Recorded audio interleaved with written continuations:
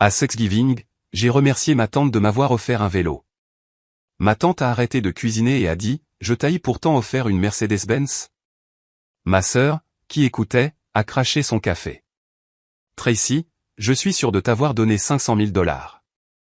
De quoi parles-tu bon sang? La salle à manger, décorée pour Thanksgiving, était emplie d'un riche parfum d'épices, et une dinde, dorée à souhait, trônait au centre de la table. J'étais en train de remercier ma tante Sandra pour le vélo qu'elle était censée m'avoir offert en cadeau. Elle me fixa avec une expression profondément perplexe et répondit, « Je ne t'ai donné aucun vélo. » Au moment où elle prononça ces mots, tenant un verre de vin en cristal fin à la main, j'entendis un bruit dans mes oreilles, comme si quelque chose s'était irrémédiablement brisé. Je posai doucement la fourchette en argent que je tenais, et je soutins le regard inébranlable de ma tante. 500 000 $? Oui. Tu voyages partout dans le monde pour le travail, n'est-ce pas? C'est pour ça que je t'ai donné de l'argent au lieu d'un objet. Je l'ai viré sur ton compte. Avec cette somme, tu pourrais facilement t'acheter une Mercedes-Benz haut de gamme. Avant même qu'elle n'ait fini de parler, ma sœur cadette, Emma, qui était assise en face de moi, commença à tousser violemment. Le café qu'elle buvait éclaboussa sa robe en soie blanche immaculée, mais elle n'essaya même pas de l'essuyer. Elle fixait notre tante, sous le choc. La main de ma mère, Cathy Irving, qui était assise à côté d'elle, tremblait légèrement elle aussi.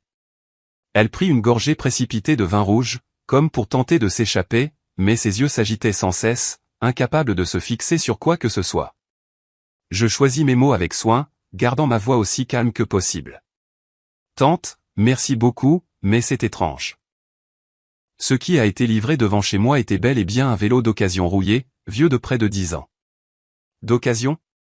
Les sourcils de ma tante se froncèrent de suspicion. Oui. Il y a quelques jours, ma mère m'a appelé et m'a dit, c'est un cadeau de tante Sandra. Elle m'a demandé de t'envoyer un vieux vélo qu'elle utilisait autrefois, pour que tu gardes la forme. En ce moment même, ce qui se trouve dans le parking à vélo de mon appartement, c'est ce vieux vélo d'appartement. La chaîne a sauté et le panier est tordu. Le silence se répandit autour de la table à manger. Ma tante était une femme d'affaires tenace, qui avait bâti un empire immobilier à partir de rien. J'observais calmement le doute et une colère vive se mêler dans ses yeux. Cathy, explique-moi ça. Sa voix était basse et froide. Il y a quelques semaines, j'ai définitivement déposé 500 000 $ sur le compte que je partage avec Tracy.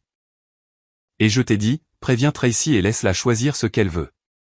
Pourquoi mon cadeau a-t-il été remplacé par un vélo? La bouche de ma mère s'ouvrit et se referma sans un bruit, tandis qu'elle lançait un regard suppliant vers Emma, assise à côté d'elle. Mais Emma fixait intensément son smartphone, ses doigts bougeant frénétiquement sur l'écran.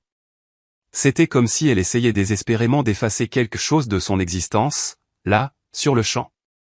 Eh bien, Sandra, c'est juste une sorte d'erreur. Tracy doit mal comprendre quelque chose. La voix de ma mère se brisa, manquant totalement de conviction. Je baissai les yeux vers le bout de mes doigts. Je gagne ma vie en tant qu'enquêtrice sur la cybercriminalité, traquant des numéros qui se sont évanouis dans l'ombre numérique, travaillant pour des gouvernements et des banques internationales. Le chiffre précis mentionné par ma tante, 500 000 $, l'agitation évidente de ma mère, et les doigts de ma sœur essayant constamment de cacher son téléphone. Mes instincts professionnels me soufflaient la vérité, calmement mais puissamment. Sous ce somptueux dîner de Thanksgiving, se cachait une trahison nauséabonde, perpétrée par ma propre chair et mon propre sang. Ma conscience dériva vers 10 jours plus tôt. C'était un lundi de novembre, balayé par un vent d'hiver glacial. Mon bureau, mon lieu de travail, était enveloppé comme d'habitude d'un silence stérile et inorganique. J'étais profondément concentré sur l'analyse d'un système complexe de blanchiment d'argent international, étalé sur plusieurs écrans. Ce silence fut brisé par la vibration sourde de mon smartphone. Le nom sur l'écran était celui de ma sœur, Emma. Et Tracy, à propos de Thanksgiving cette année. Sa voix, sortant du haut-parleur, semblait bizarrement enjouée, d'une gaieté artificielle. Tu as dit que tu avais des tonnes de travail accumulées, n'est-ce pas? Alors, tu n'es pas obligé de te forcer à revenir ici pour Thanksgiving cette année. Maman a aussi dit que c'est une période importante pour la carrière de Tracy, donc nous devrions la laisser se reposer. Les billets d'avion coûtent cher de toute façon. Utilise cet argent pour toi. J'enlevai mes doigts du clavier. C'était la première fois de ma vie qu'Emma s'inquiétait de mon travail. pendant 33 ans, elle n'avait jamais consacré de temps ou de considération à personne d'autre qu'elle-même. Je peux arranger mon emploi du temps. Je parlerai directement à tante Sandra. Non, apparemment elle est super occupée en ce moment. Bref, c'est comme ça. On s'occupe de tout ici, alors détends-toi là-bas. D'accord. Je t'aime. L'appel se termina brusquement. Pendant un moment, je fixais l'écran assombri. Chacun de ces mots persistait dans mon esprit, comme le genre de données incohérentes que je traite au travail, laissant derrière elle une dissonance calme mais persistante. Dès le lendemain, un gros camion de livraison s'arrêta devant mon immeuble. Mademoiselle Tracy Irving. Correct. Cette livraison vient de Mademoiselle Cathy Irving. Un cadeau de ma mère. Me sentant mal à l'aise, j'allais le réceptionner. Et ce qui fut déposé devant moi n'était pas un paquet cadeau, mais un vélo. Non. Appeler ça un vélo semblait bien trop généreux. On aurait dit un morceau de ferraille sauvé directement d'une décharge. Le cadre entier était couvert d'une rouille tenace. Le guidon était tordu. La chaîne avait complètement sauté. Le panier avant était bosselé à plusieurs endroits. Et les pneus étaient à plat, écrasés au-delà de tout espoir. Attachée à la base du guidon, il y avait une carte écrite de la main de ma mère. Pour Tracy, tante Sandra s'inquiète pour ta santé puisque tu restes assise toute la journée, alors elle a décidé de te donner un vélo qu'elle aimait utiliser autrefois. C'est un peu vieux, mais cela devrait suffire pour faire bouger ton corps, tu ne penses pas? Ne gâche pas la gentillesse de ta tante. Utilise-le avec gratitude. Je m'arrêtai juste avant de toucher le métal rouillé. Ma tante est une femme extrêmement stricte, mais elle n'apprécie que la très haute qualité. Offrirait-elle vraiment à sa nièce un vélo si décrépit qu'il en paraissait carrément dangereux? Tout ça pour ma santé? Et puis, il y avait cette insistance presque obsessionnelle d'Emma pour que je ne rentre pas à la maison. Une flamme de suspicion, calme mais inextinguible, s'alluma en moi. Je réservai immédiatement le premier vol disponible, et commençai à me préparer pour retourner chez mes parents, afin de voir de mes propres yeux ce qu'ils essayaient de cacher. Dans l'avion, je consultai l'Instagram de ma sœur Emma. Son compte, vantant plus de 100 000 abonnés en tant qu'influenceuse vendant un style de vie luxueux, débordait de mensonges éblouissants. Une photo en particulier attira mon attention. L'arrière-plan était un quartier résidentiel huppé. Au premier plan trônait une Mercedes-Benz classe G d'un blanc immaculé, si neuve que je pouvais presque sentir l'odeur du cuir. Emma était appuyée nonchalamment contre le capot, une flûte de champagne à la main, arborant un sourire aussi radieux que triomphant. La légende disait, la meilleure récompense pour moi-même. Le travail acharné ne vous trahit jamais. Mercedes-Benz G-Classe vie de luxe cadeau pour moi-même, après l'atterrissage à l'aéroport, je me précipitai vers ma maison d'enfance dans une voiture de location. Au moment où je me garai devant la maison, la première chose qui sauta à mes yeux fut cette voiture blanche, trônant fièrement devant le garage. Je pris une profonde inspiration et sortis. Avant même d'ouvrir la porte d'entrée, j'entendis des rires venant de l'intérieur. La voix de ma mère et les gloussements légers et excités d'Emma. Quand je frappai, les rires cessèrent brusquement. Après quelques secondes de silence, j'entendis le bruit de la serrure qui tournait. « Oh, Tracy, pourquoi es-tu » Le visage de ma mère, lorsqu'elle ouvrit la porte, n'était pas tant coloré par la surprise que par la peur pure, mais elle le recouvrit rapidement d'un sourire étrange. « J'ai entendu dire par Emma que tu étais trop occupé par le travail pour revenir. Ton père est en voyage d'affaires soudain aujourd'hui, aussi. Mais bon, bienvenue à la maison. » Elle me serra dans ses bras. Son pull sentait le parfum coûteux, pourtant ses bras tremblaient faiblement, et il n'y avait pas la moindre chaleur de bienvenue sincère en eux. Quand j'entrai dans le salon, Emma se leva du canapé. À son doigt scintillait un diamant taille émeraude, si gros que je n'avais jamais rien vu de tel auparavant. « Alors, tu es venu finalement ? N'étais-tu pas censé être occupé ?» Ses yeux semblaient désespérément chercher la vérité derrière mon arrivée. J'ai forcé un peu. Je voulais aussi remercier tante Sandra directement pour son cadeau. Le visage d'Emma se raidit très légèrement. « Oh, ce vélo. Tante Sandra s'inquiète vraiment pour ta santé, mais elle vient plus tard aujourd'hui et nous avons tellement de choses à rattraper. Alors, ne parlons pas de ça. » D'accord. Juste à ce moment-là, un homme émergea de la cuisine. Cheveux parfaitement coiffés. Une posture confiante. Un costume qui lui allait trop bien. Le fiancé d'Emma, Ryan Fisher. Ravi de vous rencontrer, Tracy. J'ai tout entendu sur vous par Emma. Une experte en cybersécurité, c'est ça? Je suis moi-même dans le monde de l'investissement, alors peut-être aurons-nous l'occasion de parler affaires un jour. Il tendit sa main droite avec un sourire poli. Et cette belle Mercedes dehors, à qui est-elle? Quand je posai la question nonchalamment, l'atmosphère dans la pièce changea instantanément. Emma répondit comme propulsée par un ressort. Oh, c'est celle de Ryan. Son travail de consultant en investissement marche incroyablement bien en ce moment. Il a acheté le dernier modèle neuf comme un investissement sur lui-même. C'est incroyable, non? Eh bien, en fait, Emma mérite la moitié du crédit. Elle réussit très bien avec ses partenariats d'influenceuses, et comme cadeau de fiançailles, elle a versé un acompte assez substantiel. Honnêtement, c'est une voiture bien trop belle pour moi. Ryan avait l'air légèrement timide, mais clairement fier d'elle. Je vois. C'est vraiment merveilleux de pouvoir s'échanger des cadeaux aussi incroyables l'un avec l'autre. Quelle relation idéale, dis-je, ne laissant jamais mon sourire s'effacer. Ma mère fit semblant de s'occuper des préparatifs du dîner, évitant soigneusement tout contact visuel avec moi. Sur le buffet, je remarquai une brochure de mariage pour la cérémonie à venir d'Emma, jetée-la négligemment. Un hôtel de luxe de premier ordre à New York, 300 invités, une robe de mariée sur mesure. Dans mon esprit, chaque détail se convertissait proprement en un seul chiffre. 500 000 $. Tracy, ne reste pas planté là. Allez. Ta tante sera là d'une minute à l'autre. Pourquoi ne vas-tu pas te changer? Cette tenue ordinaire que tu portes va gâcher Thanksgiving. Ma mère dit cela froidement, brossant des gouttes de pluie imaginaires sur mes vêtements. Je montai à l'étage dans la chambre d'amis et posai mon sac. Le visage qui me regardait dans le miroir était étonnamment calme. D'en bas parvenaient à nouveau des rires joyeux, suivis du bruit d'un bouchon de champagne coûteux qui sautait. Les 500 000 $. Le vélo rouillé livré à ma porte, et la Mercedes blanche immaculée trônant fièrement dans le garage. Chaque pièce du puzzle s'était déjà parfaitement emboîtée dans mon esprit. Quand le dîner fut prêt, la sonnette retentit. Tante Sandra se tenait à l'entrée. Elle portait une robe en soie bleu marine profond et un rang de grosses perles autour du cou. Elle paraissait plus digne que quiconque dans la pièce. Tracy, je suis si contente que tu sois rentrée. Cela me rend vraiment heureuse de voir ton visage. Elle me serra doucement dans ses bras, mais avec une force indéniable. Pendant un instant, quelque chose de glacé au fond de ma poitrine faillit fondre à la chaleur de ses bras.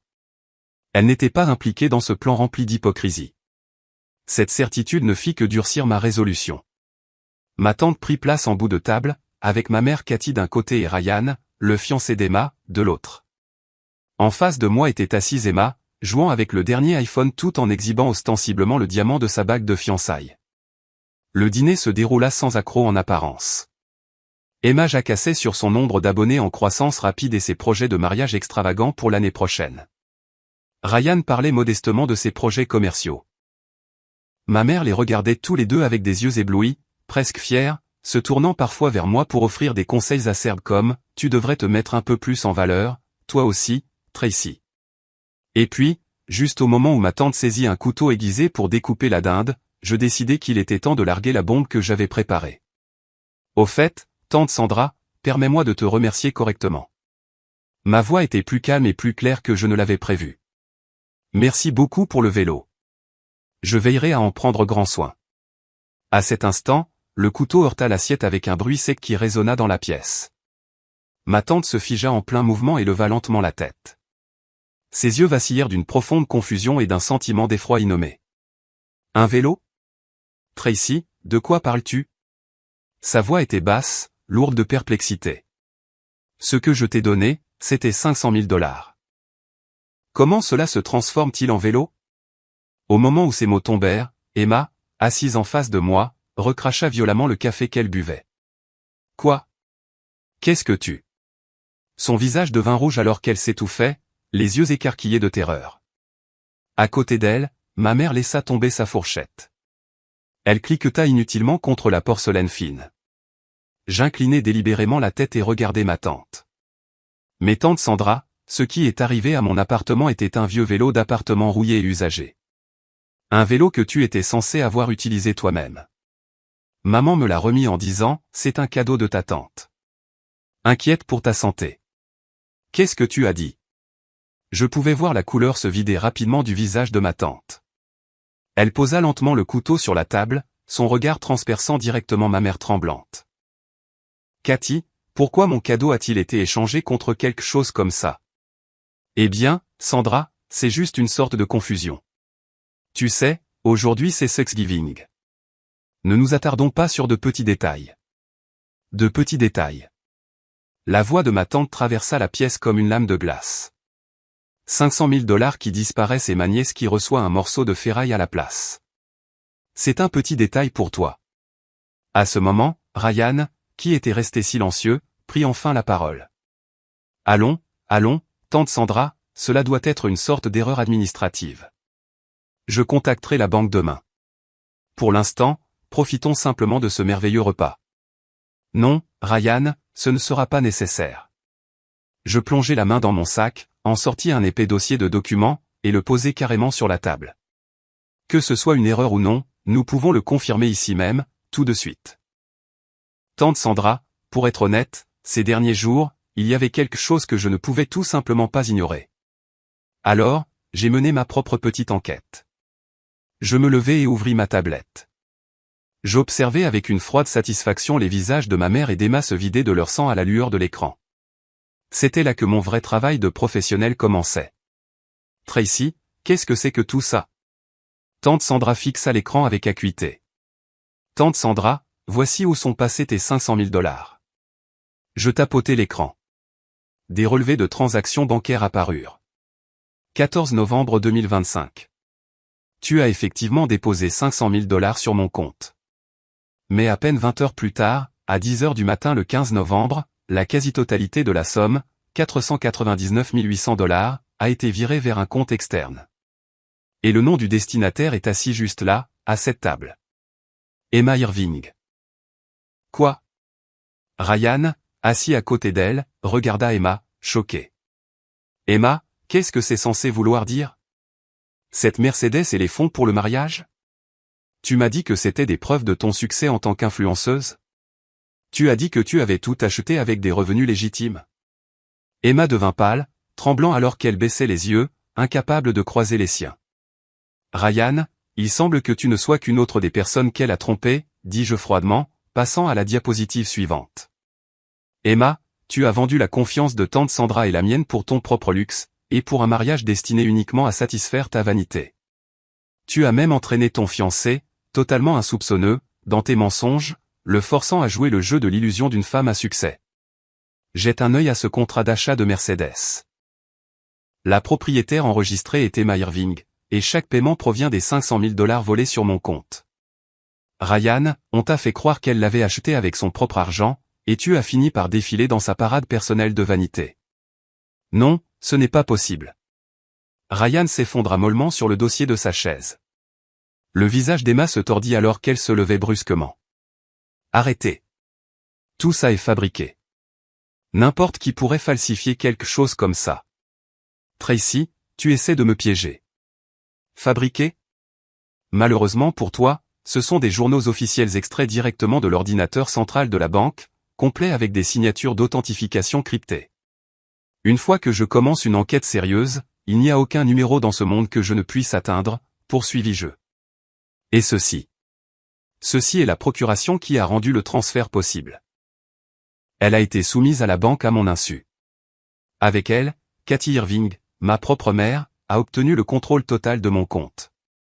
S'il vous plaît, regardez la signature en bas. Je sortis un pointeur laser et indiquai un point précis. Au premier coup d'œil, cela ressemble à ma signature, mais l'analyse forensique numérique montre qu'elle a été créée en assemblant numériquement des scans de mon écriture, provenant de plusieurs documents passés. La pression du stylo est anormalement uniforme. Il n'y a aucune de ces variations microscopiques qui apparaissent lorsqu'une vraie main humaine signe. Et surtout, il y a ceci. Je zoomais sur la signature au maximum. Quand je signe des documents juridiques importants, je place toujours un point presque invisible en haut à droite de la première lettre. C'est une habitude de sécurité analogique que j'utilise depuis des années pour me protéger, mais il est absent ici. Maman, tu t'es tellement concentré sur la copie de mon écriture que tu n'as jamais remarqué mon habitude. Ma mère se couvrit le visage et commença à trembler violemment. Je ne pensais qu'à la famille. Emma avait besoin d'un beau mariage. Tu gagnes déjà bien assez d'argent. Je ne pensais pas que tu remarquerais. Tu ne pensais pas que je remarquerais? Tu as volé un demi-million de dollars à ta propre fille, et tu as cru ne pas te faire prendre dans le domaine même où elle est spécialisée. Ma voix portait un froid qui me surprit moi-même, ainsi qu'Emma. La diapositive changea.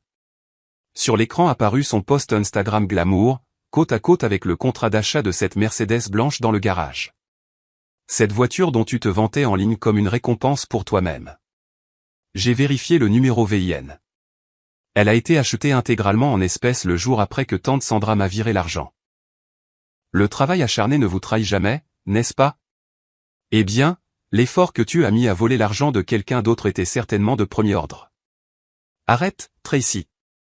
Ne parle pas comme ça. Hurla Emma en éclatant en sanglots. Mais ces larmes n'étaient pas des remords. C'étaient les cris d'un amour-propre pur, de quelqu'un voyant son monde scintillant s'effondrer. La compte pour le lieu du mariage, 150 000 $. La robe sur mesure, 30 000 $. Le voyage préfabriqué dans un complexe de luxe aux Fidji, 20 000 $. Tout a été payé avec l'argent que tante Sandra m'a donné. N'est-ce pas? Le silence tomba à nouveau sur la pièce. Mais cela ne ressemblait en rien au faux calme d'avant. C'était lourd, suffocant, sans nulle part où s'échapper. Ma tante se leva lentement. Son visage était empli d'une profondeur de fureur silencieuse que je n'avais jamais vue auparavant. Cathy et Emma, vous n'avez pas seulement vendu ma confiance. Vous avez vendu l'âme même de cette famille. Les mains tremblantes, elle sortit son smartphone et composa un numéro. Police. Oui. Je voudrais signaler un cas grave de fraude financière. Le montant impliqué est de 500 000 $. Le lieu est ma résidence. Les auteurs sont assis à cette même table. Tante Sandra, es-tu sérieuse? Je suis ta nièce. Appelez la police. Ça doit être une blague, non, implora Emma d'une voix tremblante. Ce n'est pas une blague du tout. Ma tante ne croisa pas une seule fois le regard d'Emma.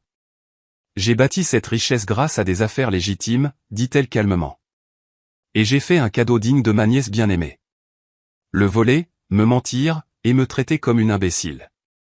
Cela va bien au-delà de tout ce qui peut être excusé par le mot famille.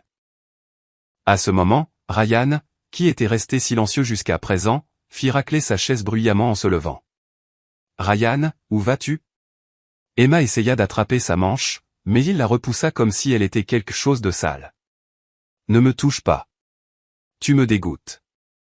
La voix de Ryan était basse, tremblant légèrement de rage. Tu m'as dit que tu avais fait fortune grâce à des partenariats d'influenceuses, que tu voulais un mariage digne de ton succès, que tu voulais venir me chercher dans une Mercedes haut de gamme. J'étais fier de ton ambition, de la femme que tu prétendais être. Mais penser que tout cela a été payé avec de l'argent volé à ta propre sœur. Essaies-tu de détruire ma carrière aussi? Non, Ryan. Je voulais juste que tu vois la meilleure version de moi. La meilleure version de toi-même? Être une voleuse n'est jamais la meilleure version. Crachant ces mots, Ryan attrapa son manteau dans le placard et se dirigea droit vers la porte d'entrée, sans se retourner une seule fois. Ses fiançailles sont terminées à partir de cet instant. N'apparaît plus jamais devant moi. La porte d'entrée claqua avec un bruit sourd et profond. C'était le bruit du rêve le plus cher d'Emma, son style de vie parfait, s'effondrant de manière irréparable. Emma s'effondra sur le sol, gémissant de manière incontrôlable. Ma mère attira sa fille en sanglots dans ses bras et me foudroya du regard, le visage tordu par la fureur. Tracy, es-tu satisfaite maintenant? Avec un seul mot de ta part, la vie de ta sœur est ruinée. Nous sommes une famille. Comment as-tu pu être si cruel? 500 000 $, ce n'est rien pour toi. Tu pourrais les regagner en un rien de temps. Pourquoi ne pouvais-tu pas simplement voir ça comme un petit partage avec ta sœur? Un partage? Répliquai-je froidement, sans équivoque. Maman, ce que tu as fait n'était pas un partage. C'était du vol. Tu m'as volé, tu as falsifié ma signature, utilisé mon nom sans permission, et porté atteinte à ma crédibilité. As-tu déjà pensé, ne serait-ce qu'une fois, à combien de temps et de nerfs j'ai brûlé en rampant dans les bas-fonds numériques pour gagner cet argent? Mais nous sommes une famille. Oui. Et c'est quelque chose dont tu aurais dû te souvenir avant de me voler. Peu de temps après, le son des sirènes approcha au loin. Les lumières rouges et bleues de la police baignèrent alternativement les murs blancs de ma maison d'enfance d'une lueur étrange. Les voisins jetaient un coup d'œil par les fenêtres où se rassemblaient le long de la rue, regardant avec une curiosité nue deux femmes être emmenées menottées. « Tracy, es-tu sûr que c'est ce que tu veux ?» Tante Sandra posa doucement une main sur mon épaule et demanda calmement. Ses yeux contenaient la douleur de la trahison, et pourtant encore une inquiétude complexe pour ses nièces. « Oui, tante Sandra. Ce n'est pas quelque chose que nous avons commencé. C'est simplement la fin de la route qu'elles ont choisie pour elles-mêmes. » Après cela, l'enquête dépassa rapidement la police locale et fut reprise par les autorités fédérales. Fraude électronique interétatique, vol d'identité organisé. La justice avança avec une vitesse impitoyable. Ma mère, accusée d'être l'auteur principal, fut condamnée à 18 mois de prison fédérale. Lorsque le verdict fut lu, elle s'effondra en larmes dans la salle d'audience. Mais je ne me retournai pas une seule fois. Emma reçut une mise à l'épreuve avec sursis pour complicité après les faits et aide à la fraude. Mais le véritable enfer qui les attendait se trouvait à l'extérieur du tribunal. D'abord, mon père demanda le divorce. Le fait que sa femme depuis plus de 30 ans ait falsifié la signature de leur fille pour voler de l'argent brisa complètement le cœur de cet homme tranquille. Ensuite, le monde parfait d'Emma s'évanouit de la mer numérique. Les abonnés qu'elle avait adorés sur les réseaux sociaux se transformèrent en critiques les plus cruelles dès que le scandale éclata. Sa Mercedes bien-aimée, ses projets de mariage somptueux, tout fut exposé comme ayant été payé avec l'argent volé à sa sœur. Ses comptes furent inondés quotidiennement d'insultes vicieuses. Sa carrière d'influenceuse s'effondra entièrement, au point qu'elle ne pouvait même plus marcher dans la rue. Plusieurs mois plus tard, lorsque je rendis visite à ma tante, elle me tendit une enveloppe. C'est un cadeau légitime. Cette fois, va où tu le souhaites. Cours vers l'avant avec ta propre force. À l'intérieur se trouvait un autre chèque de 500 000 $. Avec cet argent, j'achetai une Mercedes-Benz blanche immaculée. Agrippant le volant de ma nouvelle voiture, j'appuyai doucement sur l'accélérateur. Le rythme puissant du moteur était la seule chose célébrant le début de ma nouvelle vie. Depuis lors, je n'ai jamais regardé en arrière.